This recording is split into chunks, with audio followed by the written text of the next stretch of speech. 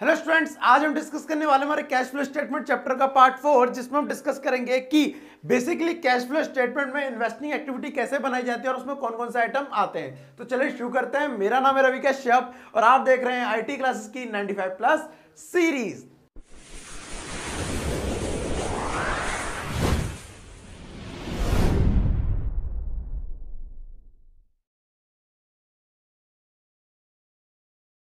तो स्टूडेंट, जैसा कि आज का टॉपिक है, आज के टॉपिक में हम डिस्कस करेंगे cash flow from investing activity. तो बस सबसे पहले हम ये जान लेते हैं कि इन्वेस्टिंग एक्टिविटी में आता क्या है। देखिए, हाल फिलहाल मैंने आपको पहले भी बताया था पार्ट फर्स्ट में कि कैश फ्लो स्टेटमेंट की इन्वेस्टिंग एक्टिविटी में असेट्स को खरीदना बेचना, इन्वेस्टमेंट को खरीदना बेचना आता है।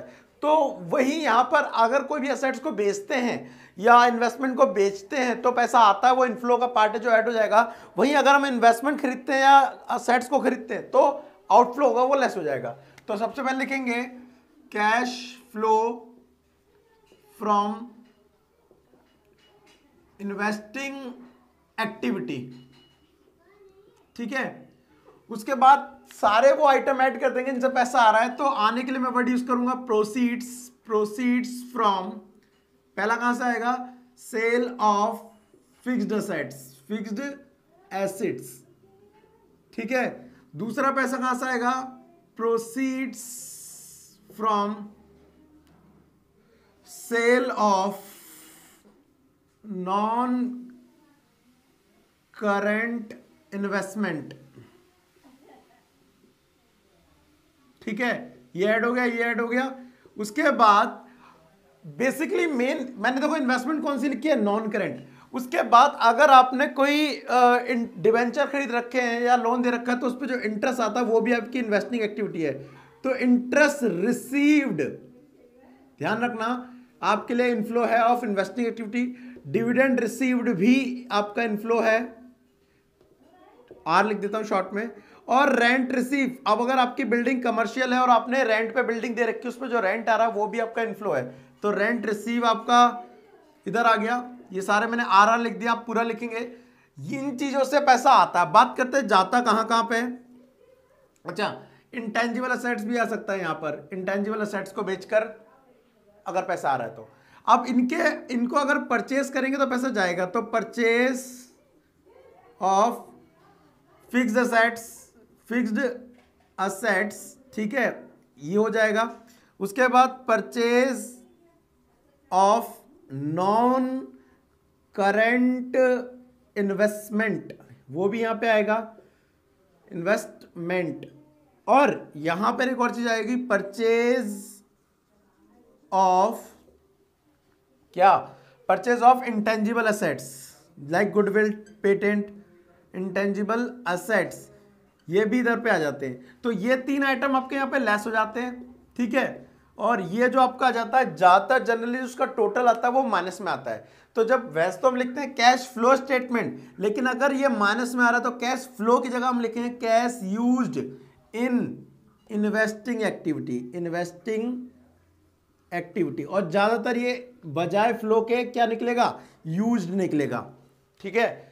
अच्छा, अब एक और चीज कि ये तो नॉर्मली जनरली फॉर्मेट हो गया किसका? कैश फ्लो स्टेटमेंट का। लेकिन कई बार क्या होता है, यहां पर आपको असेट्स अकाउंट बनाना पड़ता है। असेट्स अकाउंट क्या होता है कि नॉर्मली एक समझा दूं आपको कि मान लीजिए ये 2004 है, ये 2005 है और ये दिया है मशीनरी। अब मशीनरी दिया 5K और 6K, और ये दिया है फर्नीचर, ये दिया है 7K और 4K। अब आप एक देखिए, कुछ और इंफॉर्मेशन नहीं है, कुछ और इंफॉर्मेशन नहीं है, लेकिन लिखा हुआ है कि मशीनरी 5000 से 6000 की हो गई है। तो देखिए, जब कोई इंफॉर्मेशन नहीं होती और असेट्स की वैल्यू बढ़ रही होती है तो उसे हम क्या मानते हैं? उसे मानते हैं हम परचेज। तो यहां पर ये कहलाएगा आपका परचेज, और परचेज कहां चला जाएगा? वो हो जाएगा यहां पर जाके लेस। लेकिन अगर कोई असेट्स की वैल्यू घट रही है तो क्या मानेंगे उसे? अगर बढ़ रही है तो परचेज, घट रही है तो आप में से कुछों को लग रहा होगा सेल, लेकिन वो गलत है आंसर।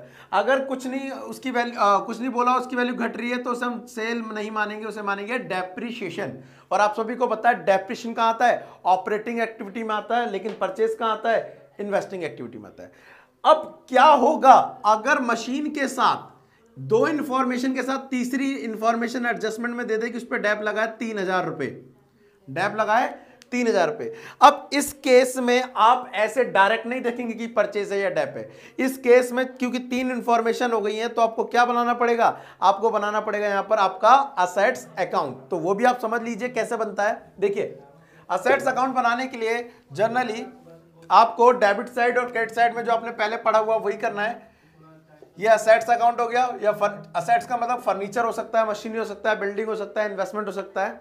तो यहां पर इसका टू बैलेंस बीडी इस तरफ आएगा, to balance brought down, by balance CD cross CD इधर आएगा। उसके बाद अब अगर मशीन को सेल करा गया तो बाय बैंक करके इधर पे लिख देंगे, ब्रैकेट में लिख सकते हैं आप क्या है वो सेल है। सेल करने पे जो डेप लगा होगा तब तक का वो डेप्रिसिएशन यहां आ जाएगा, ठीक है। उसके बाद सेल करने पे घाटा हो सकता है वो पीएनएल के नाम से आ जाएगा, लॉस, ठीक है। और फायदा हो रहा है तो टू पीएनएल यहां पे आ जाएगा क्या, प्रॉफिट। उसके बाद अगर कमी इधर निकल रही है तो टू बैंक करके क्या निकलेगा, परचेज निकलेगा। देखिए ये आइटम आते हैं किसमें, असेट्स अकाउंट में। अगर आपको मैं बता दूं कि 1 2 3 4 5 6 7 आइटम है। अब इस 7 आइटम में से बीडी और सीडी इन दोनों को छोड़ दिया जाए तो ये सारे के सारे जो आइटम है वो ट्रांसफर होते हैं कैश फ्लो स्टेटमेंट में। कैसे, जो पीएनएल है वो प्रॉफिट निकला अगर तो वो जाता है ऑपरेटिंग एक्टिविटी में, लेस होता है नॉन बिजनेस इनकम में। ये परचेज अगर डेबिट साइड कमी निकल रही है तो परचेज तो आपको पता है लेस होता है, सेल यहां ऐड होती है, डेप्रेशन आपको ऑपरेटिंग में जाता है, loss on sale of fix assets भी ऑपरेटिंग एक्टिविटी में नॉन बिजनेस इनकम एक्सपेंस में जाता है ना, सीडी आता नहीं। तो ये भी कभी कभार बनाने को आ सकता है। अब आज का क्वेश्चन क्या है, आज का क्वेश्चन आपको स्क्रीन पे दिखेगा जो हम डिस्कस करने वाले हैं। देखिए क्या है, मैं फोन में खोल लेता हूं, मैं इसी को आगे कंटिन्यू करते हुए इसमें सारी वैल्यूज रख दूंगा और आपका आंसर भी निकाल दूंगा। देखिए सबसे पहले बोल रहा है यहां पर परचेज ऑफ मशीनरी, तो purchase of from the following information calculate the cash flow from investing activity. Purchase of machine दिया है तो परचेज ऑफ मशीन को हम फिक्स एसेट्स की जगह लिख लेते हैं। परचेज ऑफ मशीन कितना, 2.5 लाख रुपए, क्योंकि ये परचेज हो रहा माइनस वाला था, माइनस वाले के लिए हम ब्रैकेट यूज करेंगे। फिर दिया परचेज ऑफ गुडविल, गुडविल मतलब इंटेंजिबल एसेट्स हो गया तो यहां पे डाल लीजिए गुडविल, कितना दिया है 1 लाख रुपए, लेस कर देंगे, अच्छी बात है भाई। उसके बाद सेल ऑफ मशीनरी तो फिक्स एसेट्स यहां पे आ जाएगा, मशीन कितना, ये है हमारा 35,000 रुपए। सेल ऑफ इन्वेस्टमेंट, ठीक है, ये कितना आ गया 50,000 रुपए, समझ आ रहा होगा होपफुली आपको। उसके बाद परचेज ऑफ इन्वेस्टमेंट ये यहां पे आ गया कितना 1.5 लाख रुपए, ठीक है। उसके बाद क्योंकि परचेज कर रहे तो भैया पैसा जाएगा। Sale of patent, sale of patent यहां पे मैंने बोला था कि साथ में ऐड होता है इंटेंजिबल एसेट्स भी, तो proceeds from sale of intangible assets, intangible का भी क्या गया ऑफ पेटेंट, कितने के बेचे पेटेंट हमने 40,000 रुपए के, तो ये प्लस हो गया। उसके बाद इंटरेस्ट और डिविडेंड रिसीव्ड, इंटरेस्ट रिसीव में डाल देते हैं हम कितने रुपए 10,000 रुपए। फिर नीचे आपको एडजस्टमेंट में दिया हुआ building was purchase as a investment out of surplus जिसको कमर्शियल पर्पस के लिए यूज किया गया और रेंट मिला 20,000 रुपए, तो रेंट रिसीव है 20,000 रुपए, ठीक है।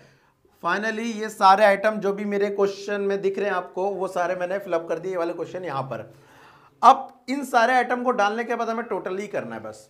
तो जनरली देखिए अगर मैंने बताया था ज़्यादातर इसका आंसर प्लस में ना आकर माइनस में आता है, तो 75 125 और 10 135, तो प्लस का 135,000 आ रहा है।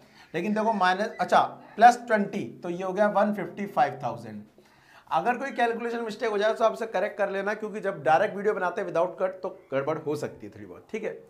अच्छा इधर की बात कर ले 1 लाख और ये 2.5 लाख हो गया, तो यहाँ 3.5 लाख, फिर 50,000 4 और ये 5 लाख, इधर का टोटल है 5 लाख। तो 5 लाख में से ये घटा देंगे हम, ठीक है, ये बचेंगे आपके कितने 3,45,000, 3,45,000, वो भी किस चीज का माइनस का, क्योंकि माइनस का है तो ये फ्लो ना आके क्या निकलेगा यूज निकलेगा। तो ये आ गया हमारा cash used in investing activity. तो इसी तरह से आप इन्वेस्टिंग एक्टिविटी के क्वेश्चन करेंगे। ठीक है, आपको मैं बता दूं इन्वेस्टिंग एक्टिविटी अलग से आने के चांसेस कम है, लेकिन मैं आपको क्या कर रहा हूं, पूरे कैश फ्लो स्टेटमेंट को तोड़ तोड़ के पढ़ा रहा हूं।